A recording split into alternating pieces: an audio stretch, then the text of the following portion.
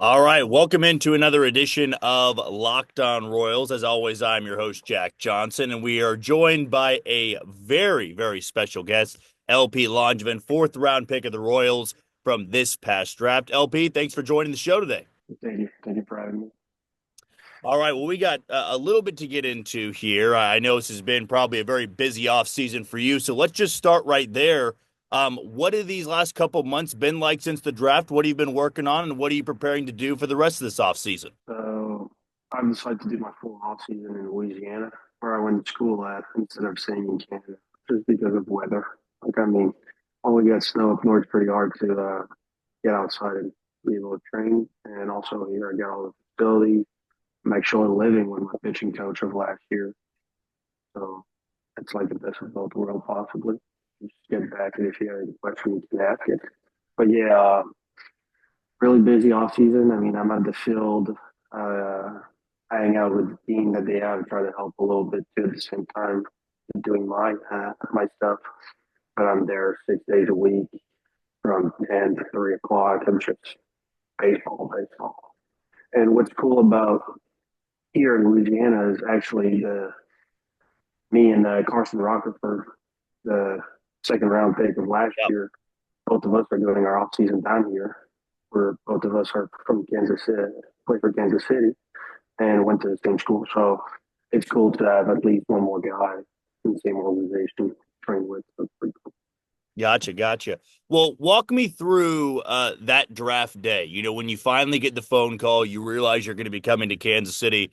What was that moment like for you? What were you up to? And I'm sure a lot of us fans want to know, what was your reaction after knowing it was going to be Kansas City? So actually, on the first day, day one for round one, two, and three, I was watching because one of my really good friend, my Kyle DeBarge, was playing with me last year. Was supposed to go in the first day, so I was watching TV just for him and saw him. But the day after, I was like, the draft was in Central Time, and where I live is in Eastern Time, so I didn't realize exactly what time it was going to be. And I was actually lifting at the facility we get for the high school, and I was lifting over there, and my agent called me and was like, "What are you doing right now? You watching? You're getting ready for the draft?" I was like, "Nah, I'm actually lifting." I was like, "All right." And he's like, "Yeah, Kansas City made you an offer. I'm gonna call them back if you want to go for it for a pretty good deal. Let's do it." And I was like, "Hell yeah!" So I just packed my stuff. I was actually getting done, so packed my stuff and drove back. But the drive back is like 30 minutes, 20 minutes. Now on the way back, the Air Scouts of Louisiana, Cody Clark, the one that's drafted me, called me and was like, "Hey, we're gonna pick you in the fourth round." The draft was not started yet.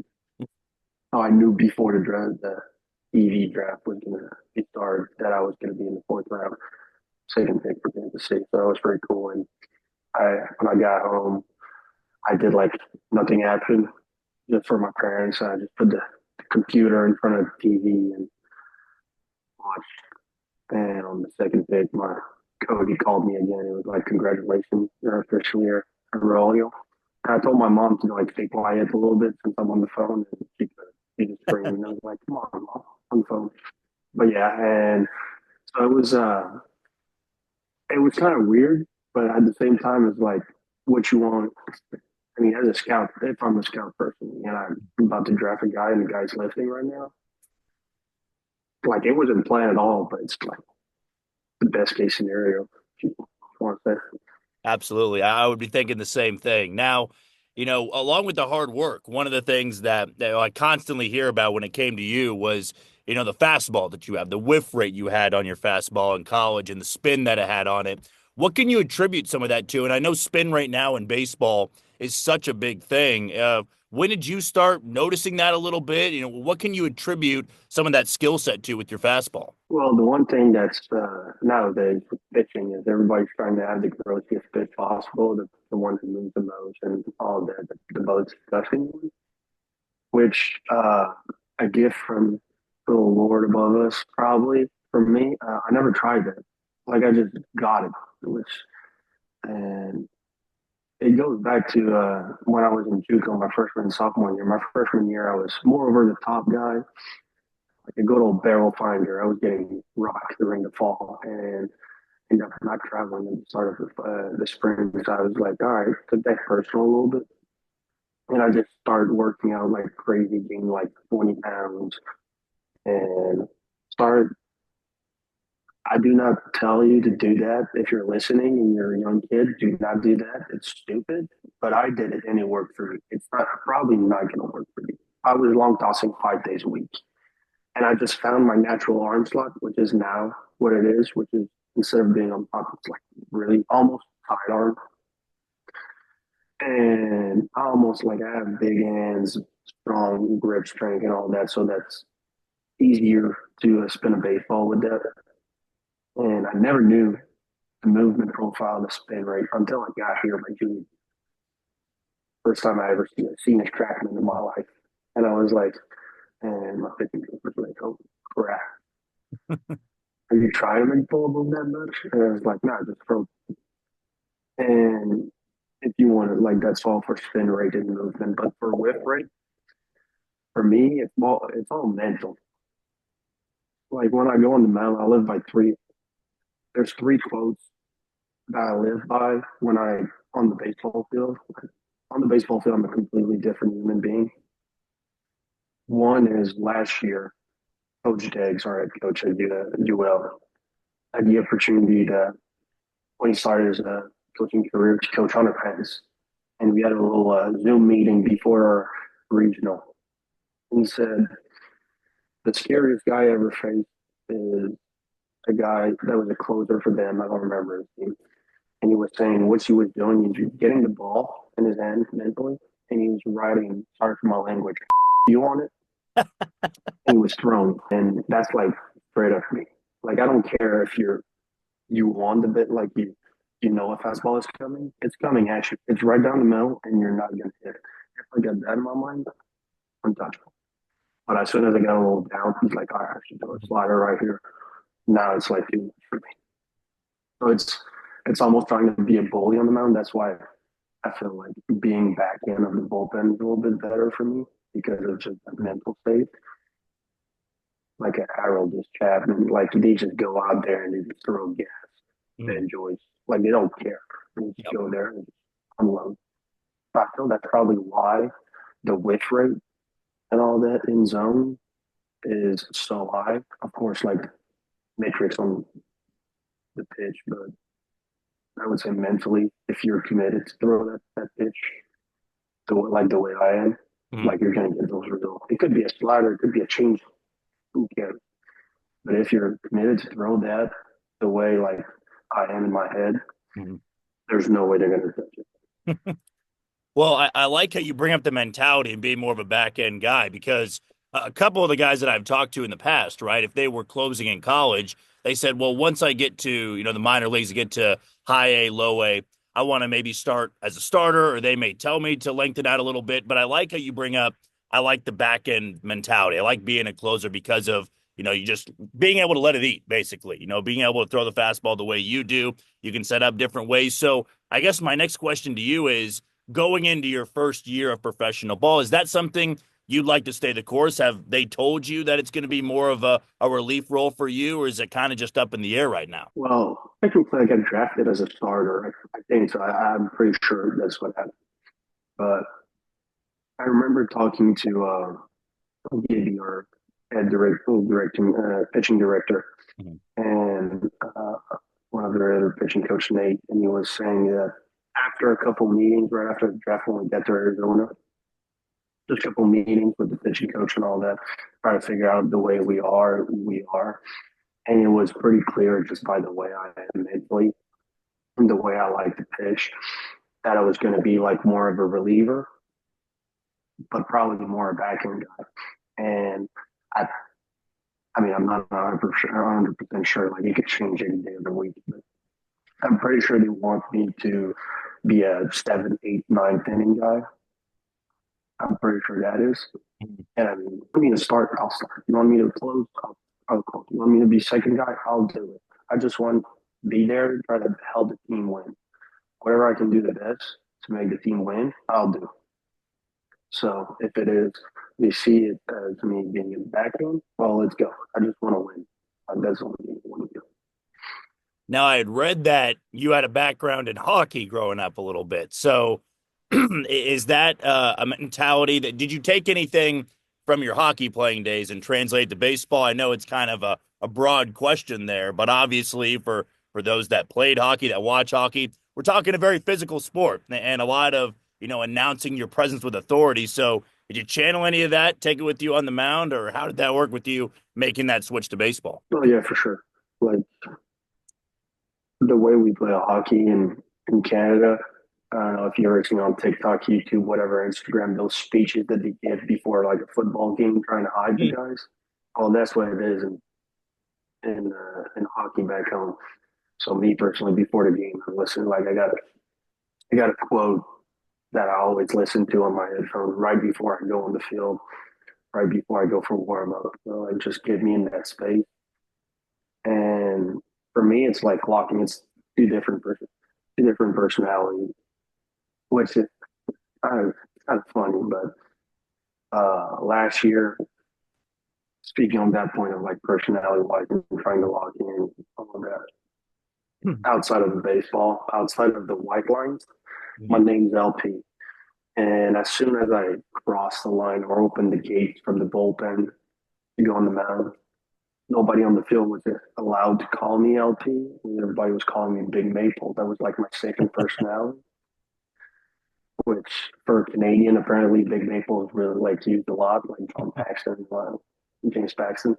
But and every time it was Big Maple, they knew the game was over. So it's just a way of me trying to get locked in and getting that different like mindset to be able to like, all right, you want that fastball right here? Well, it's coming and you're not hitting it. So yes, I'm using that type of mentally preparing for a hockey game because a hockey game is you're going for to war. Like you're coming out of there, you feel like you've been in a car crash. So it's like being ready for that. Yeah. So now it's just trying to use as much as possible. That's going to be good for baseball. Like not everything's going to be good for baseball. But that mental state for me works perfectly. So I've just been using that, and I mean, looks like it works for me. It sure does. And hopefully Big Maple sticks this coming year and that can be your nickname continuing on as you join the Royals organization. I guess continuing with just, channeling mentality, maybe modeling yourself after a certain person. Was there anybody growing up or maybe today that you kind of like to model? You're maybe not the total skill set, but we've been talking a lot about mentality. Is there anybody that you idolize a little bit growing up, like to model, or is it just, hey, this is who I am. This is who I'm trying to be. Oh, there's one. That's not even close. He's French Canadian. He got the save record for consecutive saves. His nickname is Game Over. Like Eric Gagne is the one Love it. guy. Love it. Like that AB against Barry Bonds. Are you kidding me? Like he had one off speed and it was like, all right, you got fastballs there. Well, it's 100 coming at you. Hey, of course you got to hit a home run, but like that guy was just nailed. And Hmm. also like the reading his story, I read his book a bunch of times, and he almost got a little same background. Like he went to JUCO in Oklahoma, and after he got to pro ball, I was like, just the way he does things, it's almost like me. And don't get me wrong, I try to like he's my idol. Like I just look at him like, all right, if I want to do something, I want to be like that. And yeah, that's for sure game over, Eric Godwin. Like not even close. And obviously, those are, there's going to be a lot of people out there that love that you're bringing up somebody like Eric Gagne just to show, that, hey, for those that grew up watching Eric Gagne, they got now a guy to root for in the Royals organization that's trying to model himself a little bit after Eric Gagne, which, that's one guy I think everybody would be happy to see you turn into with that type of mentality. And I guess last one coming from me here, LP, really appreciate your time. And I know everybody's that watch this is gonna love you. What's the main goal you got going in the 2025 and Do you know yet where you're going to be going to starting this year? And you can start as early as spring training. You can start about midway through the regular season. What's the goals for you going into 2025? Well, before the before the off season, I told myself in my head that I didn't want to plan ahead. Like I didn't want to say, all right, I'm gonna start in high A, I'm gonna start in low A, I'm gonna start in low, whatever, because you never know what can happen. You can get hurt. Like it's baseball, everybody gets hurt at least one time in their career. And also, like if I want to tell myself, all right, I'm gonna start in high A, I start in low A. Like it's just mentally, you're just like, did I do something wrong during off season? But you can be there for like a week or 2 weeks. You never know. So I told myself I'm just gonna get as prepared as possible. This off season, I've been working as hard as I've ever worked to try to. When I come back, I'm gonna be a different player. Not like changing anything, but like it's gonna be completely a different beast. Like that's my goal. That's when I come to spring training, all the coaches, the staff, and it's just gonna be like I'll get from during that off season in a good way. So that's what I'm set myself to just make a statement again when I come back to just show them that I'll be moving fast and I'm not there to around. Like I'm not there to have some really good friends and all that. I'm there to make a statement to let everybody that ever doubted me back home here in Louisiana, whatever, told that like, oh, that's a horrible pick in the 4th round because I wasn't supposed to be in the 4th round. I was supposed to be like a 5 or 6. Just show them that, prove them wrong, technically. I know the full staff of Kansas City is has my back, but now it's just prove everybody wrong. So that's what I'm. All right, man. Love it. Great stuff, LP. Appreciate your time. These were fascinating answers from you. I hope in the future we can always do a checkup on you, see how you're doing midseason. I know you'd be busy, so if it has to be till next off season, that's totally fine by me. But thanks for joining us today. Thank you for having me.